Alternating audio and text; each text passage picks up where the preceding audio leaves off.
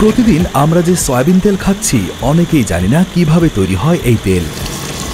Soybean আসলে একটি শিম জাতীয় উদ্ভিদ। সারা বিশ্বে, বিশেষ করে মার্কিন যুক্তরাষ্ট্রে এটি ব্যাপকভাবে চাষ হয়। ক্ষেত থেকে সংগ্রহ করার পর সয়াবিন বীজগুলো পরিষ্কার করে ছোট ছোট টুকরো করে ভাঙা হয়। এরপর হালকা গরম করা হয়। তারপর হেক্সেন নামে এক ধরনের রাসায়নিক দ্রাবক ব্যবহার করা হয়। এই দ্রাবক সয়াবিনের টুকরোগুলো থেকে তেল শুষে নেয়। হেক্সেন মানুষের ত্বক, চোখ ও শ্বাসতন্ত্রে জ্বালা সৃষ্টি করে।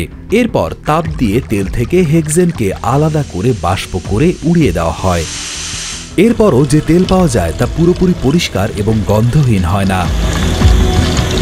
তেলকে পরিষ্কার এবং গন্ধহীন ও স্বচ্ছ করার জন্য ধাপে ধাপে ব্যবহার করা হয় ফসফরিক অ্যাসিড, সোডিয়াম হাইড্রক্সাইড ও ব্লিচিং ক্লে।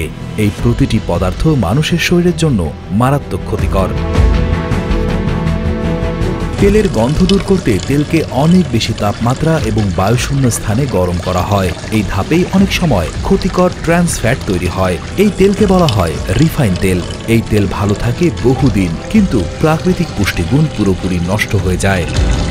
এই তেলের আরেক ভার্সন ফর্টিফাইড তেল, যেখানে কৃত্রিমভাবে কিছু ভিটামিন যোগ করা হয়। 100 বছর আগেও আমাদের দেশে নিজের হাতে বা ছোট ঘানিতে বীজ পিষে তেল তৈরি করা হতো। তখন আমাদের দেশে মূলত সরিষার তেল, নারকেল তেল, ঘি এবং মাখনও রান্নার জন্য ব্যবহার করা হতো। এতে ছিল না কোনো রাসায়নিক, পুষ্টিগুণ ছিল অনেক বেশি। দ্বিতীয় বিশ্বযুদ্ধের পর প্রচলন হওয়া রিফাইন সয়াবিন তেল বেশি খেলে কোলেস্টেরল বাড়ে এবং হার্টের ক্ষতি করে। এই তেল থেকে কিছু ক্ষেত্রে গরুর চর্বির তেলও অনেক ভালো। তাই তেল কেনার সময় চেষ্টা করতে হবে কম প্রক্রিয়াজাত তেল কিনতে, যদিও সেগুলো রিফাইন তেলের চেয়ে একটু বেশি দামি হবে, তবে স্বাস্থ্যকর।